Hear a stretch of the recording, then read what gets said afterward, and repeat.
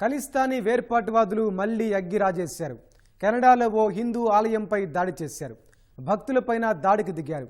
ఇటీవల ఖలిస్తానీ ఉగ్రవాదుల అంశంపైనే భారత్తో కెనడా కయ్యానికి దిగిన వేళ తాజా దాడితో వివాదం మరింత ముదిరేలా కనిపిస్తోంది. కెనడా తీరుపై భారత విదేశాంగ శాఖ తీవ్రంగా మండిపడింది. అతివాద శక్తులకు రాజకీయాల్లో చోటు కల్పిస్తున్నారని దుయ్యబట్టింది. మరి ఖలిస్తాన్ ఉగ్రవాదులు ఎందుకిలా రెచ్చిపోతున్నారు? అసలు ఏమిటి ఈ ఉద్యమం? కెనడా ప్రభుత్వం ఈ వివాదాన్ని మరింతగా ఎందుకు ఎగదోస్తోంది? ఇది ఎక్కడి వరకు దారితీసే ప్రమాదం ఉంది?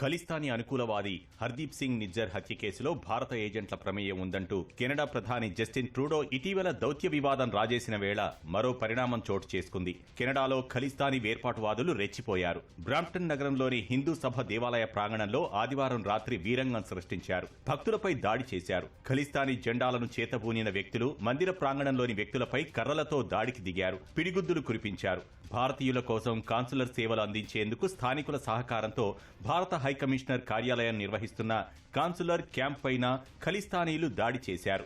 భారత్ కెనడా మధ్య దౌత్య సంబంధాలు ఉప్పు నిప్పులా మారిన వేళ ఈ సంఘటన చోటు చేసుకుంది. రాబోయే రోజుల్లో తాజా పరిణామాలు ఎటు దారి తీస్తాయో అనే ఆందోళన వ్యక్తమవుతోంది.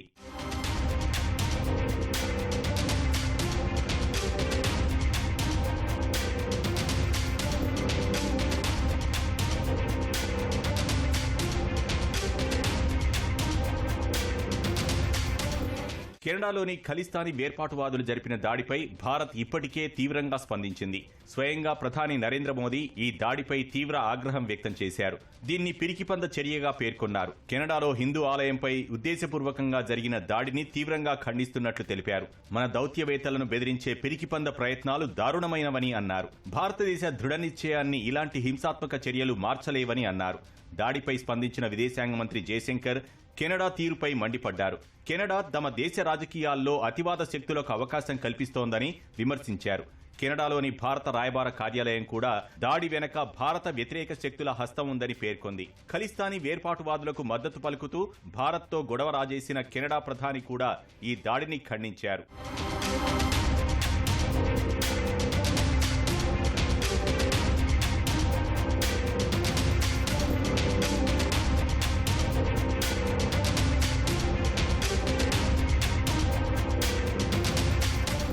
భారత్ కెనడా మధ్య వివాదానికి కారణమవుతున్న ఖలిస్తానీ ఉద్యమ చరిత్రను పరిశీలిస్తే సిక్కులకు ప్రత్యేక స్వయం ప్రతిపత్తితో ఓ రాష్ట్రం ఉండాలనే లక్ష్యంతో ఇది ఏర్పడింది. భారత్ పాకిస్తాన్ విడిపోయినప్పటి నుంచి అది వేర్వేరు రూపాల్లో వేర్వేరు ప్రదేశాల్లో బలపడుతూ వచ్చింది. 80వ దశకంలో భారత్లో ఈ ఉద్యమం హింసాత్మకంగా మారగా 1984లో భారత ప్రభుత్వం చేపట్టిన ఆపరేషన్ బ్లూ స్టార్తో ఖలిస్తానీ వేర్పాటువాది జర్నయల్ సింగ్ భింద్రన్వాలే మరణించాడు. ఆ తర్వాత 2 దశల్లో ఆపరేషన్ బ్లాక్ థండర్ చేపట్టి మిగిలిన వేర్పాటువాదులను కూడా అణచివేశారు. అయితే ఖలిస్తాన్ భావజాలాన్ని వ్యాప్తి చేసేవారు ప్రపంచంలో ఇంకా కొందరు మిగిలే ఉన్నారు. కెనడా, యూకే, ఆస్ట్రేలియా వంటి దేశాల్లో స్థిరపడిన వీరు భారత్ను అస్థిరపరిచేందుకు పావులు కదుపుతున్నారు. తరచూ ఏదో ఒక సంఘటనకు పాల్పడుతూ తమ ఉనికిని చాటుకునే ప్రయత్నాలు చేస్తున్నారు. కెనడాలో ఆదివారం రాత్రి హిందూ సభ దేవాలయ ప్రాంగణంలో జరిగిన దాడి ఈ కోవలోనిదే.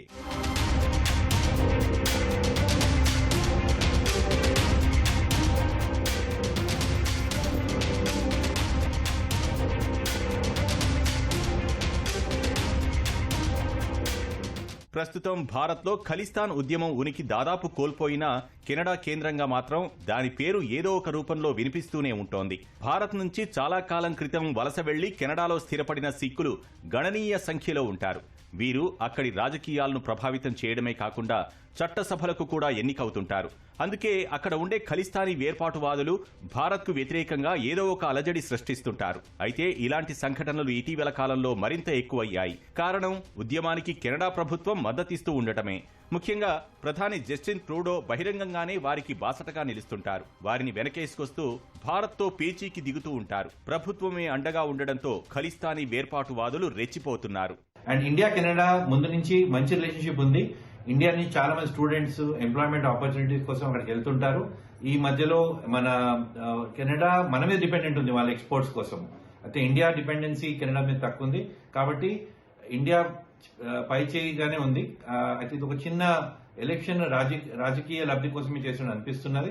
ముందుకు తేలుతుంది how it will develop. Canada ప్రధాని ఖలిస్తానీలకు మద్దతు పలకడానికి ఆయన అధికార దాహమే కారణం. లిబరల్ పార్టీ నేతృత్వంలోని ఆయన ప్రభుత్వం ప్రస్తుతం మైనార్టీలో ఉంది. వచ్చే ఏడాది అక్కడ ఎన్నికలు జరగనున్నాయి. అయితే ట్రూడో అనుసరించిన ఆర్థిక వలసవాద విధానాల వల్ల ఆయన ప్రభుత్వంపై ప్రజల్లో తీవ్ర వ్యతిరేకత ఉంది. ఈ నేపథ్యంలో ఎన్నికల్లో ఆయన ఓడిపోతారనే అంచనాలు బలంగా వినిపిస్తున్నాయి. అటు సొంత పార్టీలో కూడా ముసలం మొదలైంది. ఇటీవల ప్రధాని పదవికి ట్రూడో రాజీనామా చేయాలని 24 మంది ఎంపీలు డిమాండ్ కూడా చేశారు. అందువల్ల కెనడాలో ఎన్నికలను ప్రభావం చేయగల సిక్కు ఓటర్ల ఓట్లను ఆకర్షించడానికి ట్రూడో ఖలిస్తానీ ఉగ్రవాదులకు మద్దతిస్తున్నారు. ఖలిస్తాన్ ఉగ్రవాది నిజ్జర్ హత్య కేసులో భారత్ ప్రమేయం ఉందంటూ ఆరోపించడం ఇందులో భాగమే. ఈ కేసులో ఇటీవల కెనడా ప్రభుత్వం తన దుందుడుకు చర్యలను చాటుకుంది. భారత హైకమిషనర్ సంజయ్ కుమార్ వర్మ సహా పలువురు భారత దౌత్యవేత్తలను ఈ కేసులో అనుమానితులుగా పేర్కొంది.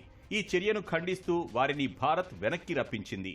మేధోవర్గం ఎవరైతే ఉన్నారో, ఉన్నత విద్యావంతులైనటువంటి వాళ్ళు ఎవరైతే ఉన్నారో వాళ్ళు తమ దేశానికే పరిమితం అవ్వకుండా విదేశాలకు వెళ్ళటం ద్వారా అక్కడ ఉన్నటువంటి బహుళ జాతి సంస్థల్లో పనిచేయటం వల్ల ఒక తలసరి ఆదాయ రూపంలో కానీ, స్థూల జాతీయ ఉత్పత్తి రూపంలో కానీ, జాతీయ ఆదాయ రూపంలో కానీ ఆ దేశానికి ఎంతో లబ్ధి చేకూరుతుంది. ఈ అంతఃసూత్రాన్ని, ఈ వ్యాపార సూత్రాన్ని, ఈ అంతర్జాతీయ వాణిజ్యాన్ని ప్రపంచీకరణ తెచ్చిపెట్టినటువంటి ఒక అనివార్యమైనటువంటి ఈ పరిస్థితిని ఇవాళ రోజున కెనడా గుర్తించడం లేదని తెలుస్తోంది. అంటే పదే భారతదేశం మీద ఆరోపణలు చేయడం ద్వారా కానీ, మనకున్నటువంటి విద్యార్థుల సంఖ్యను తగ్గించడం ద్వారా కానీ, మరి అనేక ఆంక్షలు విధించడం కానీ. ఖలిస్తానీ ఉగ్రవాదులు ఆదివారం రాత్రి బ్రాంప్టన్లో దాడికి పాల్పడినా భారత్లో కూడా అలజడి సృష్టిస్తూ తమ ఉనికిని చాటుకునే ప్రయత్నం చేస్తున్నారు. ఢిల్లీలోని రోహిణీ ప్రశాంత్ ప్రాంతంలోని సిఆర్పీఎఫ్ పాఠశాల వద్ద గత నెల 20న బాంబు పేలుడు జరిగింది. ఈ పేలుడుకు జస్టిస్ లీగ్ ఇండియా అనే ఖలిస్తానీ అనుకూల సంస్థ బాధ్యత తీసుకుంది. ఖలిస్తానీ వేర్పాటువాదులను మట్టుబెట్టడానికి ప్రతీకారంగా దుండగులు ఈ చర్యకు పాల్పడినట్లు పోలీసులు అనుమానిస్తున్నారు. ఈ దాడిపై టెలిగ్రామ్ పోస్ట్ ఉంచిన ఖలిస్తానీ వేర్పాటువాదులు కొందరు గూండాలతో భారత నిఘా ఏజెన్సీ తమ సభ్యుల నోరు మూయించాలని చూస్తోందని వ్యాఖ్యానించారు. ఏ క్షణమైనా దాడి చేయగల సత్తా తమ దగ్గర ఉందని రెచ్చగొట్టేలా పోస్టులు చేశారు. రీసెంట్గా సిక్ సెపరేటిస్ట్ ఒక హిందూ టెంపుల్ని అటాక్ చేశారు కెనడాలో. మన ఎక్స్టర్నల్ అఫైర్స్ మినిస్టర్ అయిన జయశంకర్ గారు ఇవాళ ఆస్ట్రేలియా క్యాన్బరాలో అడ్రస్ చేస్తూ దాన్ని ఖండించారు. జస్టిన్ ట్రూడో ఎవరైతే కెనడా ప్రైమ్ మినిస్టర్ ఉన్నారో ఆయన నెక్స్ట్ ఇయర్ వచ్చే ఎలక్షన్స్ కోసం సిక్ ఓట్ బ్యాంక్ని ఆయన తరపుని మలుచుకోవడానికి సిక్కులకి ఆయన ప్రయారిటీ ఇస్తున్నారు అని సోర్సెస్ ద్వారా తెలుస్తోంది.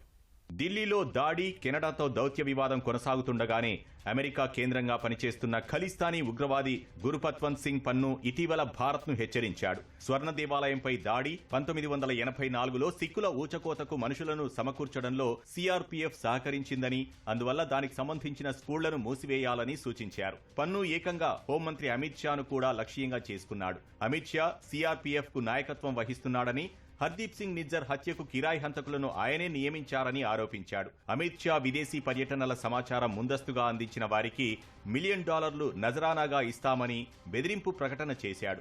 భారత్లో సిక్కు వ్యతిరేక అల్లర్లు జరిగి 40 ఏళ్లు కావస్తున్న సందర్భంగా ఎయిర్ ఇండియా విమానాలపై దాడి జరిగే అవకాశం ఉందని, నవంబర్ 1 నుంచి 19 మధ్య ఆ విమానాల్లో ప్రయాణించవద్దని కూడా హెచ్చరించాడు.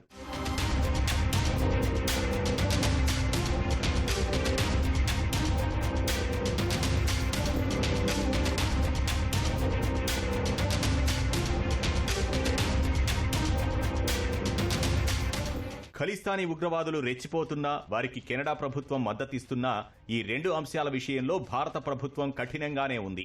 ఎట్టి పరిస్థితుల్లోనూ తలవంచేదే లేదని స్పష్టం చేసింది. అందువల్ల కెనడాతో దౌత్య సంబంధాలు ట్రూడో ప్రధానిగా ఉన్నంతకాలం మెరుగుపడడం కష్టంగానే కనిపిస్తోంది. ఆయన ఆ పదవిలో మరెంతో కాలం కొనసాగే అవకాశాలు కనిపించనందున ఆయన వైదొలిగిన వెంటనే భారత్ కెనడాతో సంబంధాలు పునరుద్ధరించుకునే అవకాశాలున్నాయి. ఖలిస్తానీ వేర్పాటువాదుల ఆగడాలకు కూడా అప్పుడే అడ్డుకట్ట పడే ఆస్కారం ఉంది.